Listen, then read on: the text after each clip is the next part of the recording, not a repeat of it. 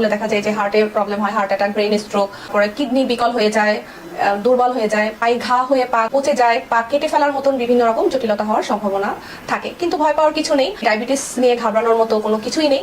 ডায়াবেটিসে যদি সুশৃঙ্খল জীবনযাপন করা যায় তাহলে সে সাধারণ 8-10টা মানুষের মতোই। আফরিন, কনসালটেন্ট ডায়াবেটোলজিস্ট, ওমেগা হাসপাতাল। আমি আজকে কিছু গুরুত্বপূর্ণ বিষয় নিয়ে আলোকপাত করব। আমাদের দেশে বর্তমানে হরমোনাল রোগগুলো অনেক মহামারী আকার ধারণ করছে, যেমন হাইপোথাইরয়েডিজম, হাইপারথাইরয়েডিজম, ডায়াবেটিস মেলাইটাস। তো আজকে আমি সংক্ষেপে ডায়াবেটিস নিয়ে কিছু কথা বলবো। ডায়াবেটিস মেলাইটাসের বাংলা হচ্ছে বহুমূত্র রোগ। আসলে আমাদের দেশে দুঃখজনক ব্যাপার হলো যে আমাদের দেশে 50% লোকই আসলে জানে না তারা ডায়াবেটিস আছে কিনা। সে শনাক্তই করে না, টেস্টও করে না, লক্ষণগুলো থাকলেও ওভাবে গুরুত্ব দেয় না। তো এটা নিয়ে আজকে কথা বলবো। আমরা জানবো যে ডায়াবেটিসটা আসলে কি। ডায়াবেটিসটা একটা বিপাকীয় জটিলতা সংক্রান্ত রোগ, যেটা হচ্ছে ইনসুলিন নামক হরমোনের ঘাটতির কারণে, অকার্যকারিতার কারণে হয়ে থাকে। ইনসুলিন হরমোনটা আমাদের অগ্নাশয় থেকে নিঃসৃত হয়। তো আমাদের আসলে এখন যে লাইফস্টাইল, বেশিরভাগই বসে থাকা হয়, সেডেন্টারি ওয়ার্ক, হাঁটাচলা করা হয় না, এই কারণেই দেখা যায় স্থূলতা হয়, বংশগত কিছু কারণ থাকে, এগুলো কারণেই দেখা যায় ইনসুলিনের অকার্যকারিতা হয় এবং ডায়াবেটিস ডেভেলপ করে। তো লক্ষণগুলো কি? ওজন কমে যাওয়া, ঘন ঘন বেশি বেশি পানির পিপাসা লাগা, বেশি বেশি প্রস্রাব হওয়া, এই লক্ষণগুলো দেখা গেলেই নিকটস্থ ডাক্তারের শরণাপন্ন হতে হবে এবং হচ্ছে ডায়াবেটিস মেপে দেখতে হবে।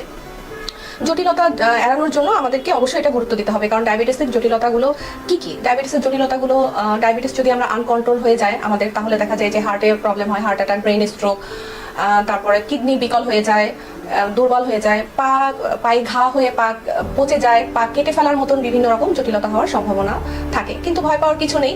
ডায়াবেটিস সম্বন্ধে আমাদের মানুষের বেশিরভাগই শনাক্ত হওয়ার পরেই বেশিরভাগই ঘাবড়ে যায়, কিন্তু বেসিক্যালি ডায়াবেটিস নিয়ে ঘাবড়ানোর মতো কোনো কিছুই নেই। ডায়াবেটিসে যদি সুশৃঙ্খল জীবনযাপন করা যায়, ডাক্তারের চিকিৎসা ব্যবস্থা অনুযায়ী চলা যায়, তাহলে সে সাধারণ 8-10টা মানুষের মতোই স্বাভাবিক জীবনযাপন করতে পারবে, কারণ এই সব জটিলতাই নিরাময়যোগ্য। আমরা কিভাবে বুঝবো যে আমাদের ব্লাড সুগার কন্ট্রোলে আছে কিনা, অনিয়ন্ত্রিত কিনা? খালি পেটে আমাদের ব্লাড সুগার থাকতে হবে 6, ভরা পেটে বা খাবার 2 ঘন্টা পরে আমরা বলে থাকি থাকতে হবে 8 মিলিমোল পার লিটার। আরেকটা আমরা করি, সেটা হচ্ছে 3 মাসের গড় ডায়াবেটিস, আমরা বলে থাকি HbA1c, এটা 6 থাকতে হবে, বা 6-এর ভেতরে থাকলে আরো ভালো। তো এগুলো আমরা নিয়মিত মাপবো, ডাক্তারের শরণাপন্ন হবো। আর ভালো চিকিৎসক মানে বুঝেন তো, আপনার হাতের কাছে যে বিশেষজ্ঞ সেই হচ্ছে ভালো চিকিৎসক। তো আমরা তো আছি, যদি এই ধরনের কোনো লক্ষণ প্রকাশ পায়, আপনারা অবশ্যই ডাক্তারের শরণাপন্ন হবেন, সুগার মাপবেন।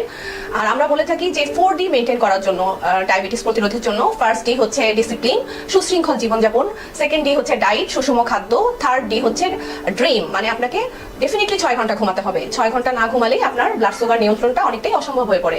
আর ফোর্থ ডি হচ্ছে ড্রাগ বলতে ইনসুলিন আছে, ট্যাবলেট আছে, দুটোই আছে, ওটা আপনার রোগীর অবস্থা অনুযায়ী আমরা দিব। তবে একটা কথা বলতে চাই, তো আমাদের দেশে রোগীদের ধারণা যে ডায়াবেটিস হলে ইনসুলিন নিতে হবে এবং ইনসুলিন নিলে কখনোই ইনসুলিন বন্ধ করা যাবে না, এটা একটা ভ্রান্ত ধারণা। ইনসুলিন নিলে অবশ্যই ইনসুলিন বন্ধ করা যায় এবং নিয়ন্ত্রণে আসার পরে মুখে খাওয়ার ট্যাবলেট অবশ্যই সে নিতে পারবে। তো এই বিষয়গুলো মাথায় রেখে আমাদেরকে চলতে হবে। আসুন সবাই সচেতন হই, ডায়াবেটিস মুক্ত সমাজ গড়ে তুলি। সবার সুস্বাস্থ্য কামনা করি। ধন্যবাদ।